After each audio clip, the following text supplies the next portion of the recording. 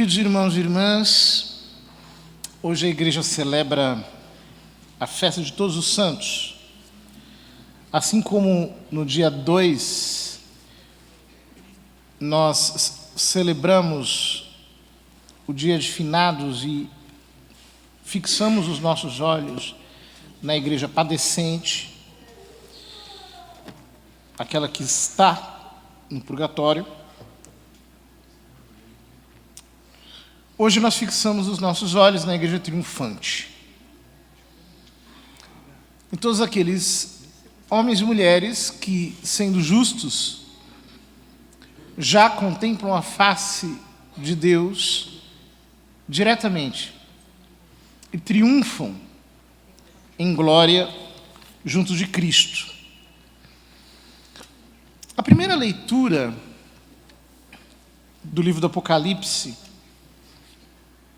no capítulo 7, diz: Vi um outro anjo que subia do lado onde nasce o sol. Ele trazia a marca do Deus vivo e gritava em alta voz aos 4 anjos que tinham recebido o poder de danificar a terra e o mar. Em primeiro lugar, que marca é essa? Possivelmente essa marca é o sinal da cruz. O sinal do Filho do Homem, como diz Jesus, que apareceria nos céus antes da sua vinda. Por quê? Porque nós somos redimidos pela cruz de Cristo. Ou nós somos redimidos por Cristo crucificado, pelo seu sacrifício, pelo sacrifício do Cordeiro. Portanto, a sua cruz é a marca com a qual nós somos assinalados. Não se tratando de uma marca física. Esta marca é a fé na redenção de Jesus Cristo. A fé no sacrifício redentor dele. Esta é a marca que assinala a nossa alma e que nos faz efetivamente viver para Deus, porque é o sacrifício de Cristo que nos dá a graça para que nós possamos ter vida sobrenatural, viver para a glória de Deus. E é interessante que o texto começa dizendo: vi um outro anjo que subia do lado onde nasce o sol. No livro do Apocalipse, muitas vezes os anjos são representações dos pregadores. Por quê? A palavra anjo, no grego, angelos, significa mensageiro. Portanto, de algum modo, aqui está representado também o ministério da pregação. Vi um outro anjo que subia do lado onde nasce o sol, do Oriente. Por que subia do Oriente? Como nós lemos no Cântico de Zacarias, no capítulo 1 do livro de São Lucas, Cristo é o grande Oriente que vem nos visitar, é o sol nascente que vem ao nosso encontro, é a luz que dissipa as trevas, é a redenção que afugenta o pecado. Portanto, este anjo vem do lugar de onde nasce o sol, vem, portanto, de Cristo, para trazer a marca de Cristo sobre os escolhidos. Ele diz: eu vi um outro anjo que subia do lado onde nasce o sol. Ele trazia a marca do Deus vivo e gritava em alta voz aos 4 anjos que tinham recebido o poder de danificar a terra e o mar, dizendo-lhes: não façais mal à terra, nem ao mar, nem às árvores, até que tenhamos marcado na fronte os servos do nosso Deus. A terra, o mar e as árvores. Ele fala de 3 alturas diferentes. A terra são aqueles que ainda estão no início da vida espiritual. O mar são aqueles que já se aprofundaram um pouco na vida espiritual, que cresceram, que já estão um pouco mais adiantados no conhecimento de Cristo. As árvores, aqueles que já chegaram às alturas da contemplação. Aqueles dos quais Nosso Senhor diz que as aves do céu, que representam as inspirações sobrenaturais, fazem ninhos em suas copas. Não façais mal aos iniciantes, aos adiantados e aos perfeitos. Não façais mal, até que tenhamos marcado na fronte os servos do nosso Deus, até que nós já tenhamos pregado para que o último eleito seja salvo. Quando é que o mundo vai acabar? O mundo vai acabar quando o último eleito tiver se convertido com todo o seu coração a Cristo. Quando é que o mundo vai terminar? Quando o ministério da pregação já tiver alcançado o seu último objetivo, que é levar ao reino dos céus o último dos escolhidos, a fé implantada em seu coração. Ouvi então o número dos que tinham sido marcados. Eram 144 mil de todas as tribos dos filhos de Israel. Há muitas interpretações sobre isso, porque 144 mil, aqui, literalmente, está se dizendo dos judeus, das 12 tribos de Israel. Mas os padres da igreja tinham interpretações alternativas. Então eles diziam que aqui, quando se diz filhos de Israel, não necessariamente está se falando de judeus mesmo, mas está falando de todos aqueles que pela fé se tornaram filhos de Abraão, recebendo Cristo como seu Redentor. Por que que estes são assinalados com o número de 144 mil? Porque 144 é 12 vezes 12. Assim como os patriarcas do Velho Testamento são 12, e os patriarcas do Novo Testamento são os 12 apóstolos, portanto, são aqueles que têm a fé das Escrituras na sua alma, do Velho e do Novo Testamento. E por que são 1000? São 144 mil, porque são multiplicados por todos os povos da terra que receberam a fé apostólica. Estes 144 mil de todas as tribos dos filhos de Israel, quer representem os salvos do povo judeu, quer representem os salvos de todas as nações, são sucedidos depois, no versículo 9. Depois disso, viu uma multidão imensa, de gente de todas as nações, tribos, povos e línguas, e que ninguém podia contar. Estavam de pé diante do trono e do Cordeiro. Trajavam vestes brancas e traziam palmas na mão. As palmas eram uma espécie de símbolo dos vencedores no mundo antigo. Então o texto nos fala de uma multidão imensa, que ninguém podia contar, de gente de todas as nações, tribos, povos e línguas. Estavam em pé. Por que estavam em pé? Porque tinham renascido pela graça de Cristo.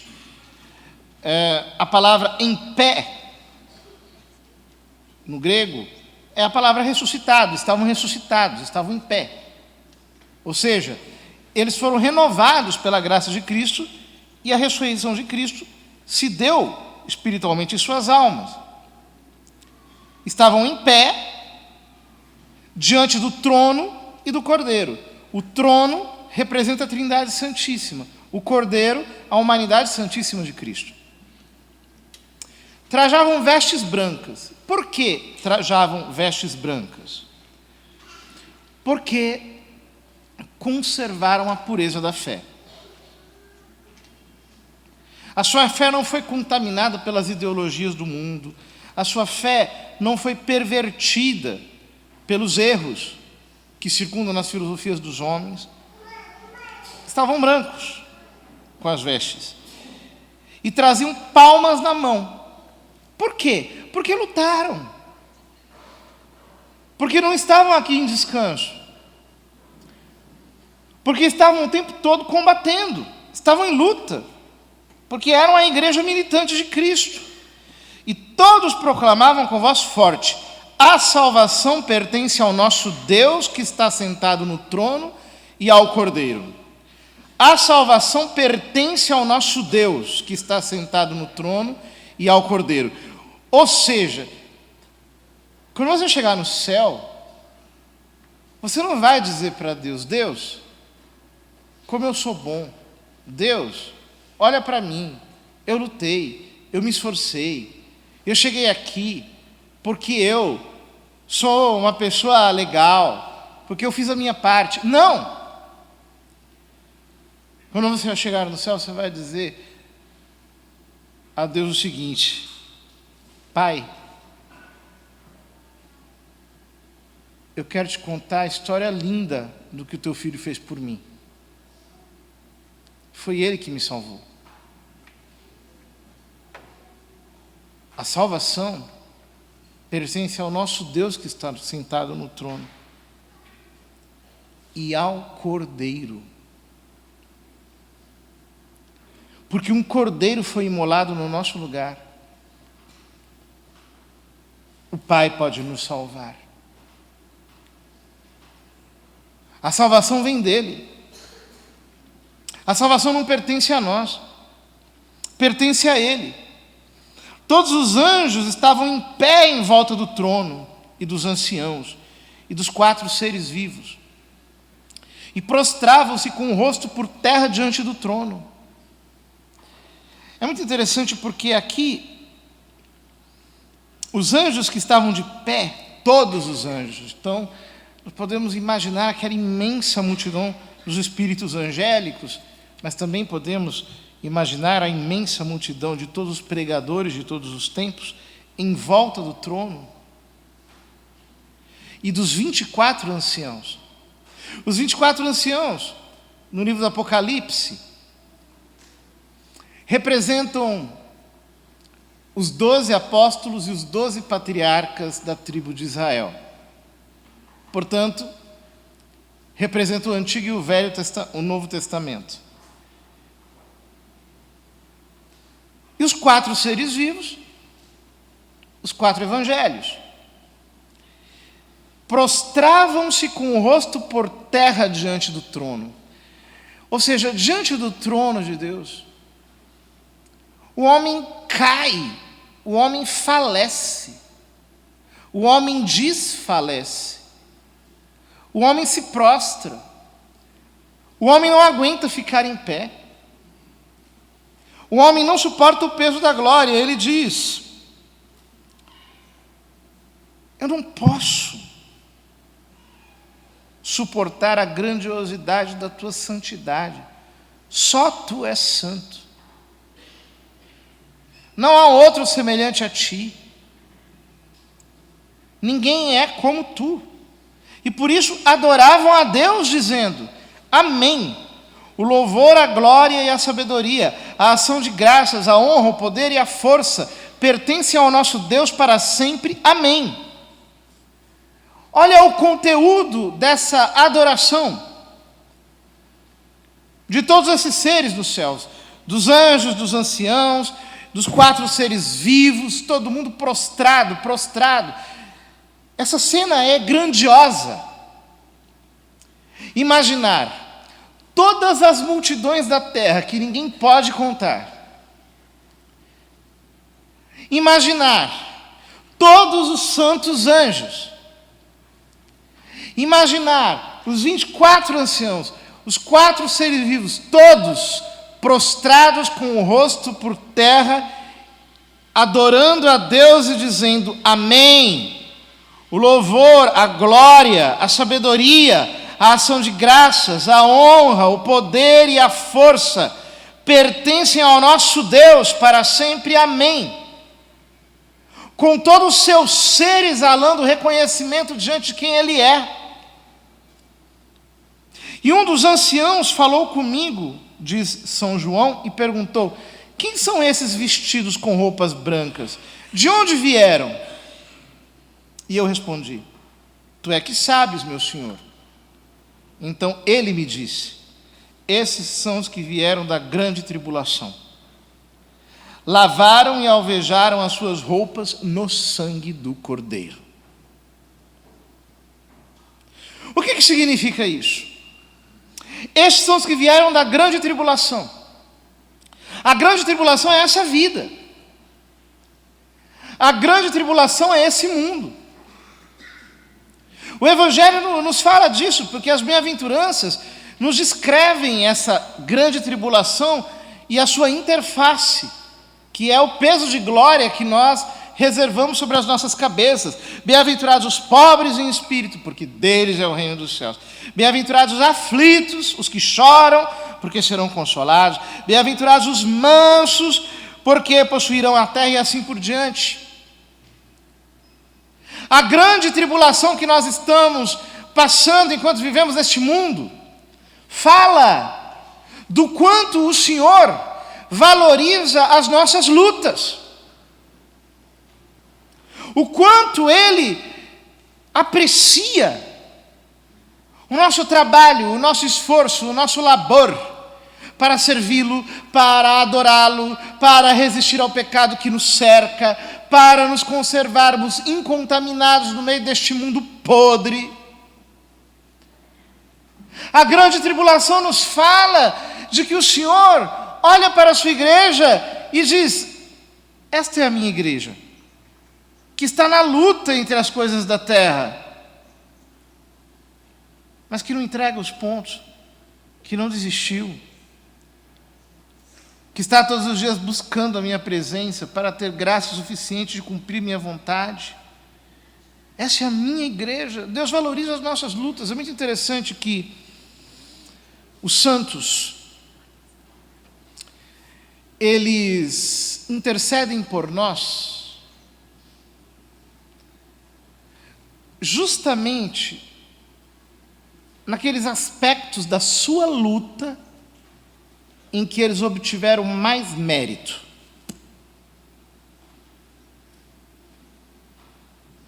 Por exemplo,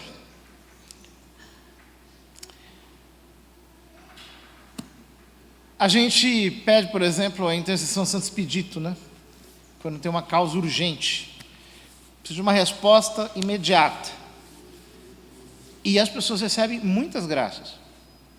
Por quê? Porque quando ele foi tentado a deixar para amanhã a sua conversão, o corvo, que é uma representação do demônio, ele fazia cras. Cras em latim significa amanhã. Amanhã. Ele disse: odie, agora, hoje. Hoje. Isso lhe deu mérito diante de Deus para interceder pelas nossas causas urgentes.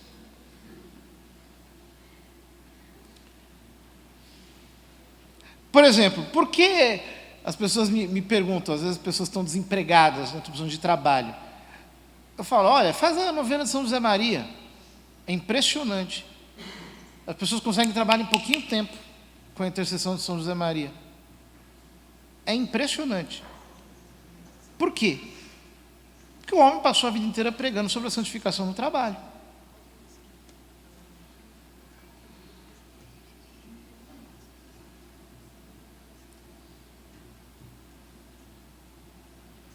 Às vezes as pessoas não conseguem engravidar. Mais de uma vez eu já disse: reza para São João Paulo II. Em pouco tempo a pessoa consegue engravidar. Por quê? Porque ele defendeu os nascituros com toda a coragem durante seu pontificado. Então ele alcançou diante de Deus esse mérito, ou seja, foi justamente o ponto em que ele mais lutou.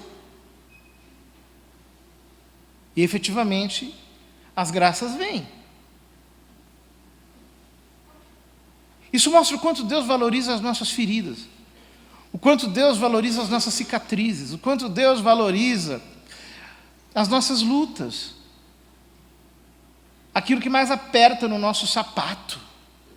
Deus valoriza os calos da nossa caminhada, porque eles representam a tribulação pela qual nós passamos.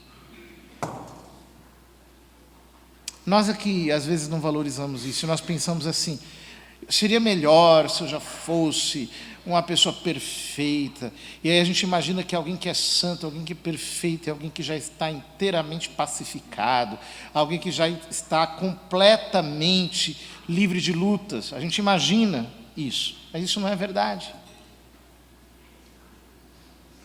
Enquanto nós estivermos neste mundo, nós vamos estar nos empenhando. Por quê?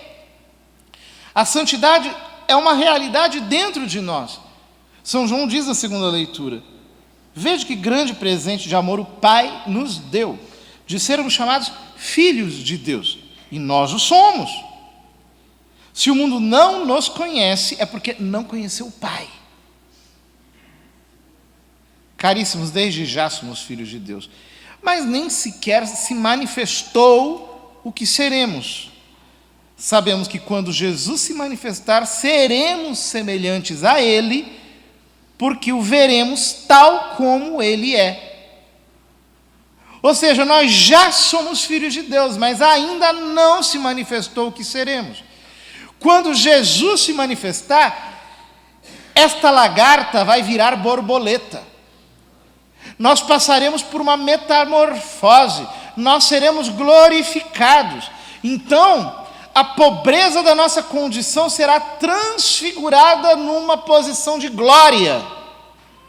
Mas enquanto estamos na condição presente, temos de enfrentar a dor, o cansaço, o frio, a rejeição, a perseguição, a pobreza, o choro, a nudez. Temos que enfrentar todas as dificuldades que a fraqueza da nossa condição traz consigo, lutando dia após dia por amar mais o Senhor, sem deixarmos de ser a Ele verdadeiramente gratos. Conclui São João na segunda leitura: todo o que espera nele purifica-se a si mesmo, como também ele é puro. O que ele está dizendo é o seguinte: quanto mais eu espero a Cristo, mais aumenta a influência magnética dele sobre mim, mais ele vai me desentranhando da terra e me levando para o céu, mais ele vai me transformando segundo a sua glória. Quanto mais eu espero nele, quanto mais ele cresce dentro de mim, mais o meu coração vai sendo purificado, vai sendo desencardido, vai sendo descontaminado do apego às coisas nocivas deste mundo.